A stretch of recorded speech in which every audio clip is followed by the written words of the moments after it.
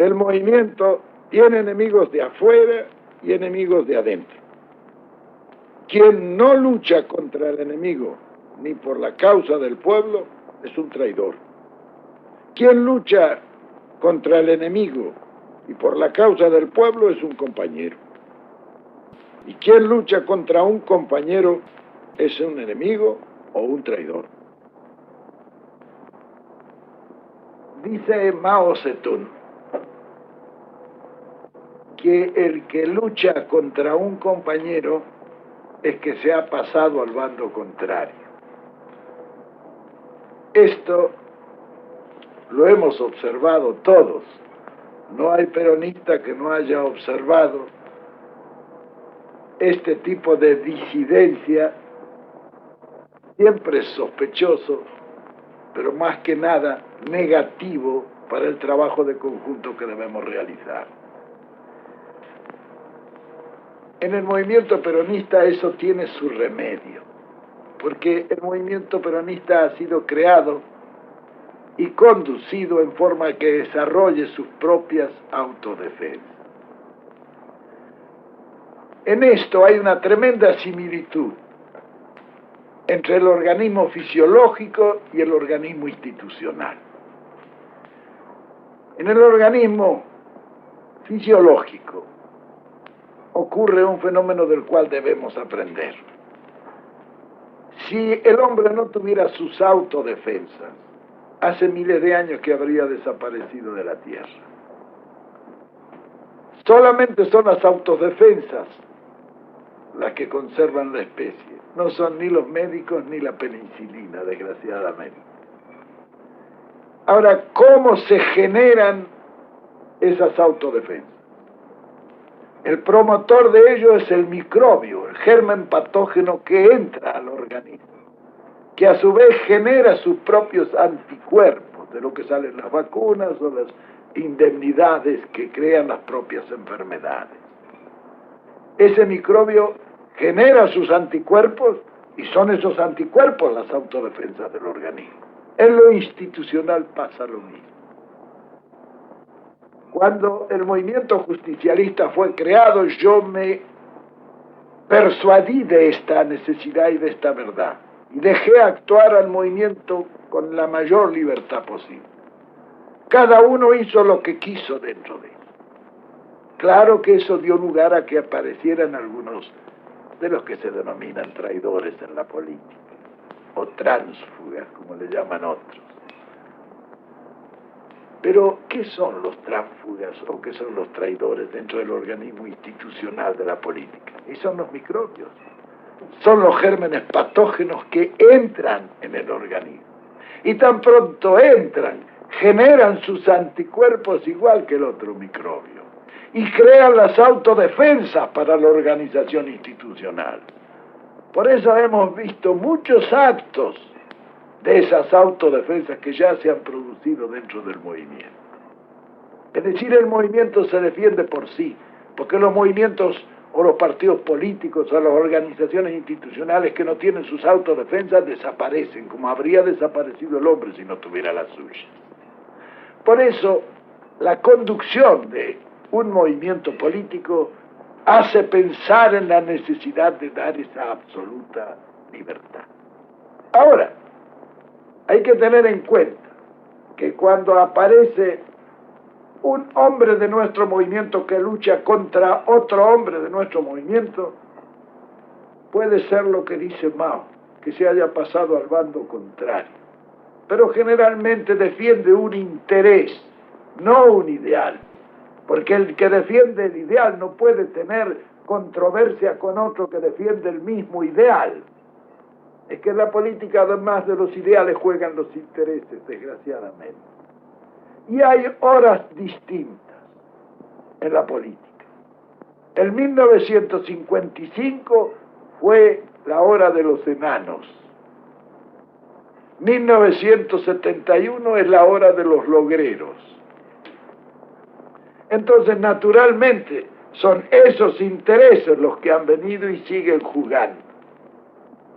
Pero el peronista debe darse cuenta que cualquiera sean sus intereses, no pueden estar sobre el ideal que todos defendemos y al cual todos debemos luchar. Por eso, el justicialismo creó un apotegma que dice que para un peronista no puede ni debe haber nada mejor que otro peronista. Entonces, ¿cómo puede ser posible que un señor que está en la misma lucha esté luchando contra otro peronista cuando tiene un enemigo al frente con quien debe naturalmente luchar?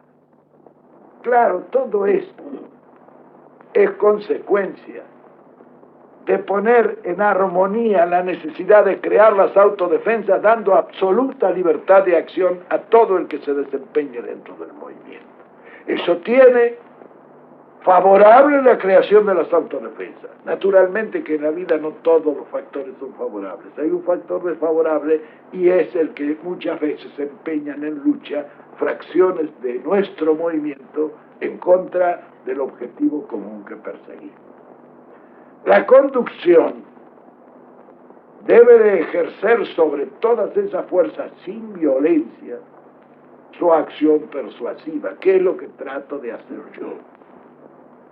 Es decir, que el que conduce en conjunto debe de ser una suerte de Padre eterno que bendice orbe et urbis, e influenciar a todos para que esa bendición los alcance en forma de encaminarlos hacia el objetivo y desviarlos de los objetivos sospechosos o que sostienen los intereses parciales.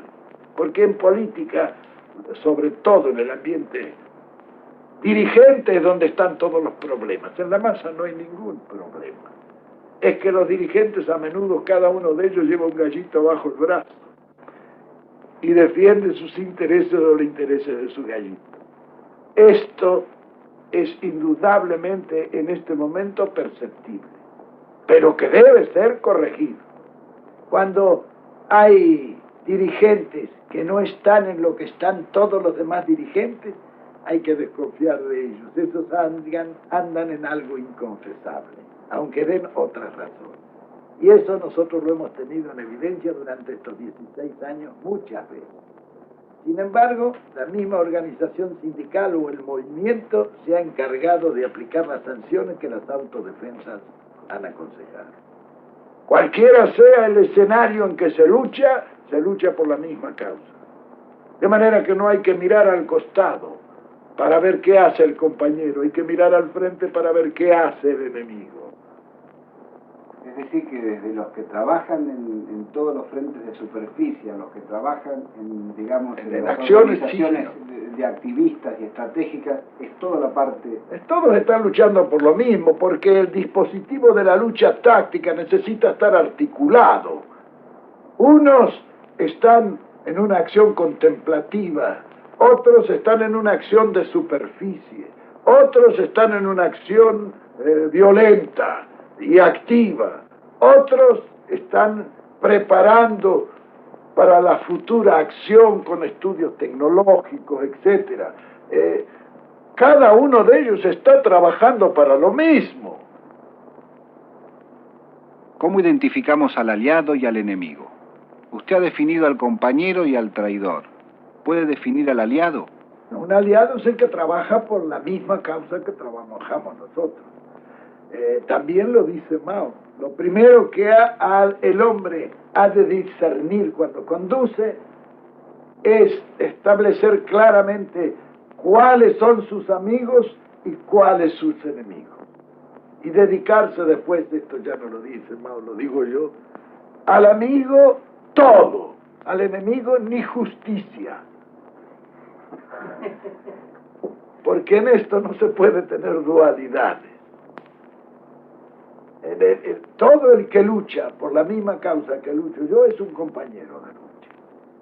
Piense como piense, y sobre todo nosotros no tenemos que tener suspicacias en ese sentido, porque ninguno de los grupos que se incorporan al peronismo, con buenas y algunas veces con peligrosas intenciones, nos hará peligrar a nosotros, porque todavía nadie ha conseguido teñir el océano con un frasco de tinta. Ellos y nosotros en toda la marcha de nuestro movimiento hemos demostrado que no ha habido fuerza política capaz de enfrentarse con nosotros. Y en el futuro la habrá menos, porque hoy ya estas cosas se están esclareciendo suficientemente como que para cada argentino pueda pensar lo que le conviene al país. Ahora, indudablemente, quizá eso no sea lo que le convenga a él, por diremos, la compartimentación de intereses. Pero lo que le interesa y conviene al país es indudable que son la realización de nuestras ideas, y no las que acaban de fracasar a través de esta dura, amarga y triste experiencia de 16 años de desorganización, de desgobierno, de injusticia y de arbitrariedad. Los enemigos de la patria son los enemigos del pueblo. La Argentina actual es un satélite del imperialismo yanqui y su gobierno está al servicio de la oligarquía y de la burguesía. Su pueblo, lógicamente, está tan en contra del imperialismo como de la oligarquía y la burguesía. La única fuerza cívica que conserva su estructura y su potencia es el justicialismo, y dentro de él la clase trabajadora. Esta fuerza representan el eje del movimiento revolucionario nacional. ¿Pero qué es lo que define a una persona hoy en Argentina como peronista? Bueno, peronista para mí, como conductor del movimiento, es todo aquel que cumple la ideología y la doctrina peronista. Por otra parte, nosotros esto lo hemos aclarado bien en el movimiento. Hay un decálogo del peronista, donde se dice cuáles son las 10 condiciones básicas que debe llenar un hombre para ser y sentir y poderse sentir peronista. De manera que, persuadido de esa verdad, él la sirve. Eso es ser peronista.